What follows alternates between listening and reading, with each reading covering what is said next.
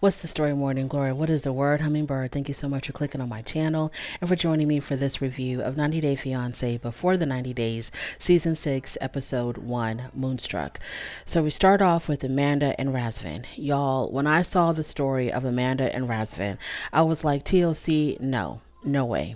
Absolutely not. I understand, and I don't know in real life, Amanda and Razvan may still be together, but just because a story seems extremely interesting and you think, oh, the viewers are really going to go for this. We have a young widow who met this guy on TikTok. Now she's going to, try her chance at love again after losing her husband. No, this is not a story that if I was an executive producer at TLC, I would not greenlight this. I would not have greenlighted this at all. It is just reeking of exploitation because I understand that she wanted to be on this show, but she wants to be on this show for whatever reason, maybe for the money, maybe she wants to show the world her journey to love or whatever, but it just reeks of exploitation and the people at TLC should have known better. The reason why I struggled with Amanda and Razvan is because of her children and the fact that they have experienced a real loss. I'm going to assume that this story is true because I would hate to think that they would involve children in talking about, the death of their father if it really didn't happen. I'm assuming that everything that we saw is absolute facts. And I'm just not a big fan of exploiting children when it comes to these type of shows because these people will meet their significant others. They get their children involved. In some situations, the children become attached to their partners or whatever. And because the two people involved in the relationship are complete idiots, the relationship falls apart and it's the children that really suffer. I don't like it when children are involved. Now, if it's one thing, if you have kids and you don't want them on the show, you don't want them shown on the television show, and you don't really want them to meet your significant other until things are more solidified and confirmed, like y'all are about to get married or you're about to get married, and so then you slowly will introduce your kids to your significant other. But in a situation like this with Amanda and Razvan, they haven't even met yet. The two of them haven't even met. They haven't spent any time together at all in person, and she's already introduced them to her kids. So I'm just so concerned about the children, getting attached to this other person, not knowing if this relationship is even going to work out. And the fact that the children have suffered a real loss, the loss of their father. And now there's like this new male figure in their mother's life. And they have to somehow, in their little young minds, try to process this. Now their mom is going halfway across the world to go see this other guy. It's just like, I was just like, this is just too much. But anyway, I've jumped way ahead of myself. Let's take it back a bit. Let's get this show started. So Amanda is 31 years old. She's from another southern state. I don't know exactly where. I think she said Tennessee. I don't know. But she's living in Louisiana with her sister. And Razvan, he is 26 years old from Romania. For all intents and purposes, it seems like he's a aspiring entertainer of some sort. So as far as Amanda's concerned, we find out that her husband passed away from cancer earlier in the year. Whatever year this was filmed, he passed away earlier in the year. I'm not exactly sure what the time frame is, so I don't know how recent her husband passed away. But it seems like it's been less than a year at the time of them recording this. It seems like he has been gone less than a year because she says he passed away earlier in the year. She was married to her husband for 8 years. We see a lot of footage of her husband with the children together. It's also sad. And he wasn't feeling well. He was having issues with his breathing. He goes to the doctors. The doctors give him the runaround. They say there's nothing really wrong with him. He's insisting that there is something wrong with him. So by the time he gets a diagnosis, it's horrible. They tell him that he has stage 4 terminal ambulary cancer. I think it was ambulary. I'm not quite sure what the word was, but he has stage 4 cancer. He dies 10 days after his diagnosis. Amanda tells us that she waited 3 days before she told her children. When she finally told her children that, daddy was really sick and daddy went to heaven, her little boy, which is the younger of the two kids, who looks to be about maybe 3 or 4 years old, her little boy asks her, well, when will daddy come back from heaven? I mean, just right there, if your heart didn't break and if a tear didn't fall from your eye, you are not human. Then her daughter, who was the older of the two children, tells her little brother, you don't come back from heaven. I'm telling you why. And this was like the very first story that we see for this new season of Before the 90 Days. And I'm thinking, okay, I need therapy. I already need therapy. We're like, I don't know, 10 minutes into the show. I need therapy. I don't know if I'm going to make it through this whole damn season. So her husband's name was Jason. And Amanda tells us that Jason told her that when he is gone, he wanted her to find love again. And he wanted her to find a father figure for the children. I don't know if he expected her to move so quickly, but she did as her husband told her, because on TikTok, she met this guy named Razvan, 26 years old. He was doing a TikTok challenge. He lost the challenge. I guess, he took the loss really well because I don't know what was going on. I don't know.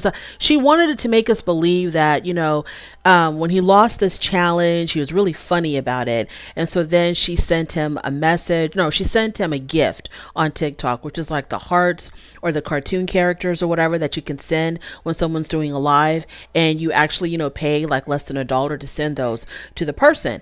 So she wanted to make it look like, oh, his sense of humor is what got, girl, girl, stop. You saw him. He was hot as hell. You thought, he was very good looking. And that's why you sent him a gift. Stop with the, I thought he was so funny. No, you thought he was so cute.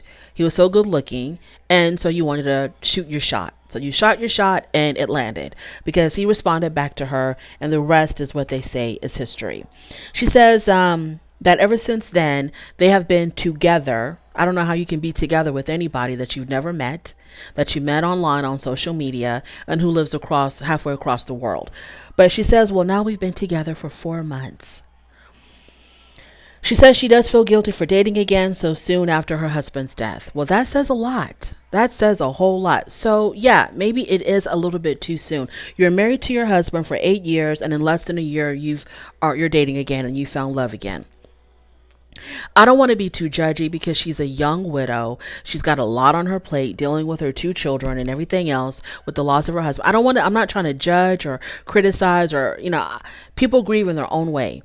As she had told her sister in one of these scenes, she told her sister there is no instructions, no manual, no book saying, well, this is how long you have to wait when you lose your spouse. This is how long you have to be alone before you start dating after the death of your spouse.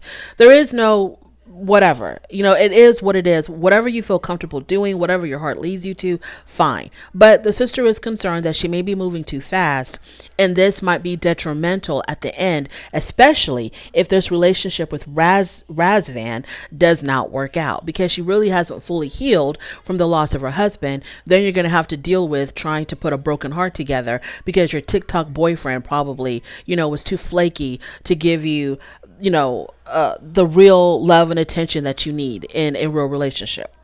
So there's a scene where she goes spray tanning with her sister because she says when she arrives in Romania, she doesn't want to look all pasty. She wants to look fit, toned, and whatever else. So the sister thinks that Amanda hasn't dealt with the loss of her husband and is covering up her grief with jumping into a new relationship. Amanda obviously denies this. Amanda and Razvan have broken up several times. So the sister is like, how do you even know this is real when you and Razvan have broken up so many times? And they break up over what, y'all? Let's say it all together. Social media. They break up over social media because she's not secure in her relationship with him because, he's selling himself on social media. Whatever he's doing with his career as an actor, music artist, whatever he's got going on, he has to sell himself, and he has to sell himself as like this really good looking, sex symbol. That's what he has to do. And so, he's what do they call it? I forgot there's a name, a thirst trap. Yeah, he's like a thirst trap. So, he has to use his body and he has to use, his sexy ways and, the winks and the looking over on the other side as if there's somebody there, but there's nobody. You know how the thirst traps do it on TikTok. So the women respond, they react, and I guess he has to respond back because these are his fans and, they want to hear from him. And so she doesn't like the interaction between him and his fans or him and his followers. It makes her feel insecure, so they've broken up a whole bunch of times over that. Sweetheart, sweetheart, if your relationship cannot survive social media, it's a wrap. It's a done deal. It is a wrap. Because number one, you shouldn't really try to put, if I was her, I would not look. He is 26 years old. He is a good looking guy. Most of the time he doesn't have a shirt on. And this is the man that she thinks that she's going to have some long lasting, loving relationship and is going to help her raise these two children in some small town in Louisiana. This man is looking for a come up. He's looking for a star on the Hollywood, what do they call it? Hollywood Boulevard, Hollywood Square. He's trying to get his deal, his Hollywood deal going. He wants to live in LA. He probably wants to live in New York. He's not trying to come to whatever town, Louisiana, to help you raise these two children. That is not his goal. Moving on. I'm jumping ahead of myself once again. So Razvan, he's been too flirty with other women on social media. She really doesn't like it. It makes her feel insecure. Amanda says that her dating Razvan is not just for her. You know, it's not just for her. It's also for her children. You know, she's doing this for her kids. You know, she brought Razvan into her life to also benefit her children. Razvan has already met Amanda's kids. Amanda says, if they break up, it will be another man leaving my children. That's what she says. That's what she says she said this more than once on the show. Something about she's so worried about if they break up, how it's going to affect her children. Her TikTok boyfriend, who walks around without a shirt more than half the time, who has made a living out of being a thirst trap. She's worried that it might not work out. And what are her kids going to do when they break up? So like I said before, he's an actor and he's a musical artist. And she talked about one of his movie scenes. I'm like, whatever. Let's just take it for what it is. I guess he did a movie. There's like a really racy scene in it. And they showed us a clip of the scene. Yeah, and it was very racy. And she said she doesn't like that. You know, it makes her jealous. Even though she's told him that, because he said to her, well, I thought you told me you don't get jealous. And she's like, yeah, I may say that, but I do. And I saw the preview or the clip of your movie, and it was just too much going on. And it was. Then they talk about the kids. While she's FaceTiming him, her little boy's in the room. And he's not actually on the camera talking to Razvan. He's like playing in the living room, but they are communicating. So I think she asked him a question, something about, well, how do you see yourself, you know, interacting with my children or something like that. Razvan says, oh, I see us playing. You know, I can't wait to see them. We're going to play. And then she says, you know, it's more than just playing with them when it comes to kids. I'm thinking she was trying to say, or she was implying, you know, you got to feed them, you got to clothe them, you got to financially take care of them. Like, are you ready for that? I think that's what she was trying to ask him. I could be wrong, but it seems like that's what she was hinting at. And I think he knew, but he was trying to play stupid. So he says, well, I'll also be their friend. I'll be their friend. And I'll also be a role model to your kids. Doesn't say anything about, you know, like a father figure or help you raise them or be like a bonus dad. No. So he tells her, well, I can never replace their father. Well, we know that you can never replace their father. We know that. They carry their father's urn around them wherever they go. So yeah, we know that you're not going to replace their father. Amanda wants to know, are you ready to raise these children? Are you ready to put in the work to raise these kids? Because I'm pretty sure that whatever they're envisioning for their future, I'm pretty sure it's not the same. I think he sees himself coming to America. Hopefully they'll move to Miami or LA or New York. He can get his career popping. And he's probably going to feed her some line about, well, you know, if you want me to help you take care of these kids, I got to get my acting career going. You're going to have to help me with my music career. You know, if you really want me to help you take care of these kids. And she's thinking that he's going to probably get a job at some factory in small town Louisiana or small town Tennessee or wherever she's from. He's going to be putting in, you know, 40, 60, 70 hours a week, clocking in and clocking out at some factory or some warehouse or something to help her raise these kids. I don't know if she understands that he's needing someone to help fund his future Hollywood career. But then again, I'm jumping ahead of myself. Maybe he's not. Now it's the day of the trip. It's time for her to leave for Romania. So she gets, really cute little goodie bags for her children. A stuffed animal with her perfume sprayed on it. She got them on necklaces with a puzzle piece. So when you put all three pieces together, because she has one as well, they all literally fit together. It's really cute. A card. She obviously loves her children a lot, and I know she's probably really struggling leaving her kids behind. So she got them a little gift bag. So now they're on their way to the airport. The kids are sitting in the back. Her daughter asks her, "What are you going to do when you get to Romania?" She says, "Oh, we're going to go see castles, or we're going to do some sightseeing." Then her little boy says, "Are you going to be sleeping in the same bed as Razvan?" And she's like, she was taken aback. And her sister, who was driving, was like, "Where the hell did that come from?" And she's like, "Well, mommy's going to be sleeping on the couch." And the sister was like, "Why would he ask such a question?" Because the kids, they know the what's up. They know the what's up. If you told them this is just mommy's friend, they know the what's up. Kids know more than you think they know. Enough about Amanda. All I can say about Amanda's story, this is pure exploitation. I'm not comfortable watching a young widow with small children getting involved with a thirst trap, a TikTok thirst trap. And we're all supposed to believe that at the end it's all going to work out, and he's going to be, father of the year, and he's going to take on his bonus dad duties really, really well. I'm just having a hard time swallowing the crap that TLC wants us to swallow. If I was an executive there, like I said before, I would have not have given this storyline a green light. I would have been like, you know what, we'll give you money for counseling, because obviously you're trying to get through your husband's grief by, trying to be a reality TV star and jumping into this relationship with this thirst trap. What you really need, Amanda, is some counseling, and we'll pay for that. That's what I would have done. Moving on to Gino and Jasmine. Just like there's like a trash bin where I put all the crap that I really don't want to see on 90 Day Fiancé. I don't want to see Usman and Kimberly. I don't want to see Michael and Angela. And I for sure don't want to see Gino and Jasmine. I am tired of them constantly bringing back old storylines, old couples whose relationships have not progressed.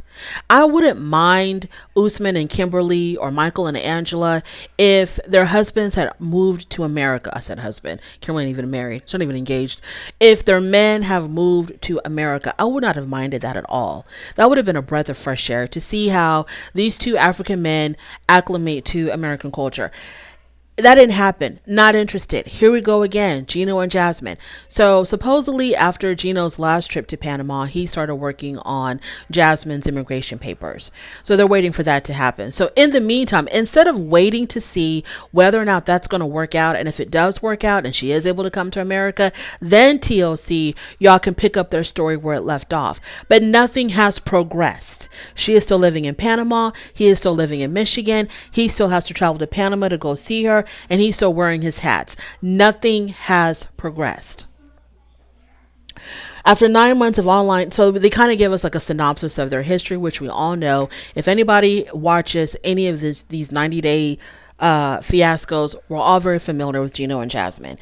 After 9 months of online dating, they met in person for the first time. When he went to Panama, it was a huge mess because it fell apart completely. They fought constantly.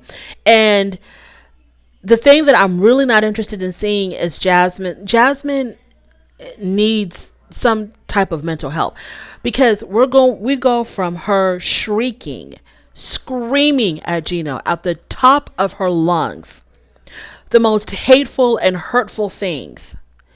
Then she crashes. Then she plummets down. Now she's crying. Now she's sad. And now she's begging for Gino's love. I don't want to go through that again. So the last time he went to Panama, they got into this really big fight because she found out that he was sending her half nude pictures to his ex-girlfriend because he wanted to make his ex-girlfriend jealous.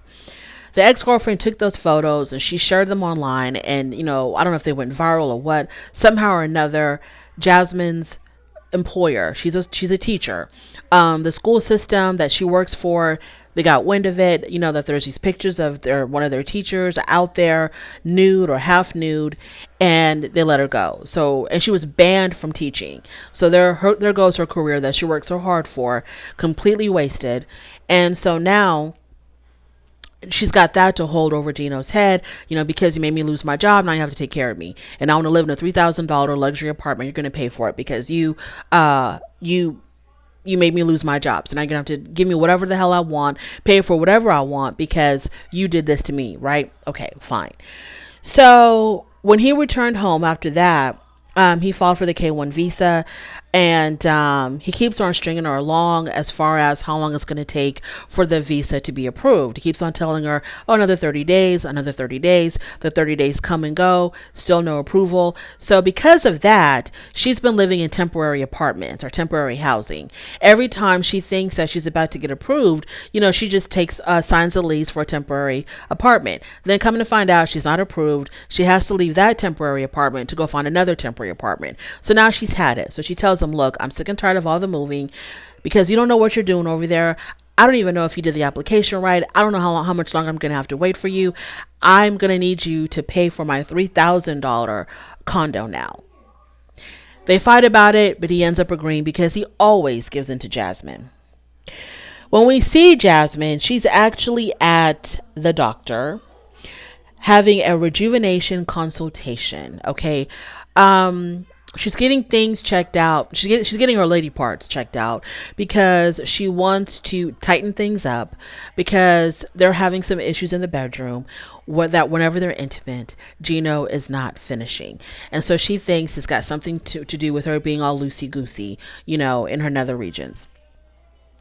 So she thinks if she gets that tightened up, then maybe things would be better for them. Gino says that's not even the issue. The issue is we fight too much. And whenever we fight, I'm no longer in the mood. That's the issue. That's the problem. Okay, whatever. So she's doing this whole consultation thing. I don't know if she got it done or not. What I do know is that right now in real time, I do believe that Gino and Jasmine are fine. I think they've always been fine. I think what we're going to see this season is a lot of made up drama for them to be on this show, because I did a video on these people a couple of months ago, and the video that I did, it was about Jasmine and all the plastic surgery that she had done externally. I don't know what's going on down there. She didn't talk about that on her Instagram, but she did talk about the work that she has done, like on her face, I think, and her body. She's gotten a lot of work done, right? And they're fine. Her and Gino are fine. She's sitting in his lap. They're smiling into the camera together. They're fine. So whatever we see this season, I'm pretty sure it's just going to be made up for the cameras. And that right there is what I don't have time for. It seems like TLC wants to bring these people back because they think that we desperately want to see them. We don't want to see Gino and Jasmine or Michael and Angela or any of those people. We don't want to see these people if their relationships are not progressing. So because their relationship is not progressing, they want to make up stories just to give them an excuse to be on the show. And I don't want that. I don't want to see that. Anyway, where are we at? So that next time that we see Jasmine, she's in her luxury condo, and not the actual condo where she lives at, but she's like in the little coffee shop downstairs or something, and she's talking to some guy named Dane. So Dane is someone that she used to date before she began dating Gino, and Dane helped her get this condo at this this apartment complex. So they're having a conversation. She's telling Dane about Gino and all the things that happened between her and Gino and the photographs and her losing her career, etc. So she tells us that, Dane was a decent guy, but he wasn't, there wasn't enough chaos in the relationship because she thrives on dysfunction and chaos and trauma. That's what she thrives on. And so Dane was just too normal. So that's why that relationship didn't last. And that's why she goes for questionable looking people like Gino, because they give her all the drama that she wants, all the chaos that she wants. So she talks about this like it's a good thing, but in reality, Jasmine, you need therapy. So that's about it. She's talking to Dane, and she's waiting for Gino to arrive in Panama. Moving on from there. Now we meet Riley and Violet. Riley is 48 years old from Pennsylvania. Violet is 43 years old from Vietnam. Riley is originally from Jamaica, Queens. He had an extensive record collection. I was kind of impressed. He had 20,000 albums that he unfortunately lost in a fire. Now he's trying to build up his collection again. He has a long way to go from what we saw of what he actually has to where he used to be at 20,000. He has a long way to go. So he works in public safety for the U.S. government. He's ex-military. He was cheated on before in a serious relationship. He caught his girlfriend in bed with a guy that he actually knew, like a friend of his, I guess, or an acquaintance of his. So that was pretty tragic for him. And then he began dating another woman, and then she ended up abandoning him. I think she was going out for cigarettes or something, never came back. I don't know. So he downloaded a Vietnamese app because he's got a type. He downloaded a Vietnamese dating app, and that's how he met Violet. Riley doesn't say, him and Violet don't say "I love you" to one another. They give each other the middle finger. That's what "I love you" means to them, for two reasons. Number one, he says that every time he tells a woman "I love you," the relationship never works out. Number two, in Vietnam, according to Violet, Vietnamese women will say the opposite of what they mean. So when they give you the middle finger, or they say "I hate you," it really means "I love you." So that's why they use the middle finger as a sign of love and affection. Riley feels like Violet may be hiding something from him. He's not exactly sure what it is, but he's getting the sense that she's not completely forthcoming in about her situation. So the next time that we see Riley, he's meeting up with his two friends, a couple, and they're not supportive of this relationship at all. They think that he's moved on a little bit too fast from the breakup of his last relationship, and they feel like maybe this woman is probably using him for money or something. He says no, because I've only sent $100 and it was for her daughter's sweet 16 birthday. So what Violet has not been forthcoming about, one of the things is that when he asked her at the beginning of the relationship, what her status was, she said that she was divorced. But in actuality, she really wasn't divorced at that time. And the reason that he found out later that she had lied was because she slipped up and had mentioned that her divorce had just been finalized. And he's like, okay, because you told me in the beginning that you were already divorced, but now you're telling me that your divorce was just final. So I guess that's what he meant by her not being forthcoming about everything. Then she had asked him to delete his dating app, which he did. But then later on, he went back to that dating app to see if her profile was still there, which it was, and it was showing as active. So the friends are like, man, this is bogus. She's just stringing you along. And he kind of believes them, but I guess he just wants to find out for himself because he said he wants to see this through. Do I have any opinion on Riley and his woman? No, we'll see it all play out. Moving on to someone named Tyray, 33, and Carmella, 27, from Barbados. Tyray is from California. So when we see Tyray, he's at the park and he is playing a ukulele and freestyling. But he's dating this bomb-looking model chick from Barbados who is a combination of Cardi B and Meg Thee Stallion. And she fell in love with the guy playing a ukulele, freestyling in the park. He feels very insecure about his weight. He feels like his weight has definitely hampered his dating life. He's 33 years old and he's still a virgin. He lives with his mom in a one-bedroom apartment.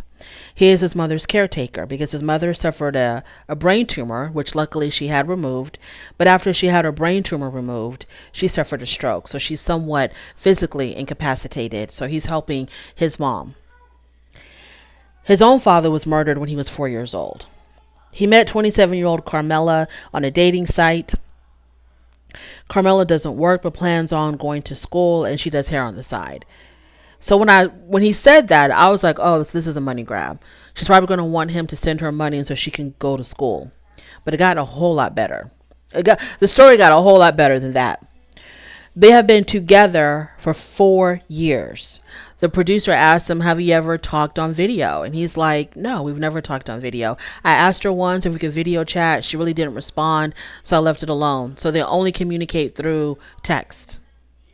They've never talked on video, never seen each other live on camera. And they've been together for 4 years. And he's fallen for this. exploitation. TLC is in the game of exploitation. Evidently, this guy is socially awkward, or something's going on where he's not picking up on the red flags that anybody else would have picked up on. And so now TLC is using this as one of their storylines because they want to exploit this poor guy. He wants to propose to her. He plans on going to the Barbados, and he says if things work out, he is definitely going to propose to her. He hasn't told his family, thank God, about Carmella. He's been keeping it from his family because he doesn't want their judgment. But he plans on telling them right before he leaves for his trip, right? I'm just going along with the story. I'm just telling y'all what happened on the damn show. So the producers later on, they show up at his apartment, and one of the producers tells him, because they're going to film that day, I guess. So one of the producers tells Tyray, can we talk to you outside? So he goes outside onto the patio, and they said that they have been in contact with Carmella, and that they found some new information on Carmella that they need to pass on to him. And he's like, okay, what is it? They tell him that the person you've been communicating with as Carmella is really Carmelo. It's a guy. It's a dude. It's a man. And he's looking all confused and shocked because this is something that anybody else would have peeped maybe after month 1 or month 2. Anybody else would have peeped this. So I'm being catfish. This is for real a catfish. It took this man 4 years. It didn't even take him, it didn't take him 4 years to find out. It took a producer from a television show who probably had known him a couple of weeks by this point, and they already peeped game. They already did the work for whatever reason he himself couldn't do, and they already figured it out in probably a week or 2. They figured it out, and they said, yeah, you're talking to a man. There is no Carmella. There's a Carmelo if you're still interested, but there is no Carmella. So that's where his little scene ended. Moving on. David, 42, from Nebraska, and Sheila, 40 something, I think. No, she thinks she's 36, from the Philippines. David is deaf. He was born deaf. And he was born into a hearing family. So, he talks about how life for him has been truly lonely. Lonely in his family, lonely in life. Things started to improve a little bit when his family sent him to a deaf school. And it was where he was until he was 20 years old. And I think he had like the best time of his life at this deaf school because everybody was deaf like him. So it was very easy for him to relate to people, to communicate with people, to bond with people. After he graduated from the deaf school, he was thrown back into the real world, and he was thrown back into loneliness. Because as a deaf person in a hearing world, it's very, very lonely because nobody is going to know ASL, American Sign Language. So he has no way to communicate with anybody outside of his immediate family. So he decides to join a deaf, a Facebook group that is for the hard of hearing. And this is where he met Sheila. Sheila was born hearing, but lost her hearing at the age of 6. She has a 12-year-old son. So he's excited. He says he's never been happier in his life. He does tell us that he did have a relationship before, but the relationship ended because the girl cheated on him. So it was really tough for him. And the girl was also deaf. So for him to meet another person who's hard of hearing, he's happy. Sheila doesn't know American Sign Language though, so he's trying to teach her American Sign Language. So the family is concerned. They don't want him to be used by Sheila just for money. And he says that he has sent her money, but it wasn't like immediately. It was like after a month of knowing each other, she began asking for money. And according to Sheila, she was asking him for money because her house burnt down and there was a typhoon also that destroyed her home. So he sent her about $3,000 in a course of a year, but only after, their second year. It wasn't the first year that she was asking for money. She began asking for money the second year that they were together. He also plans to propose if things go well.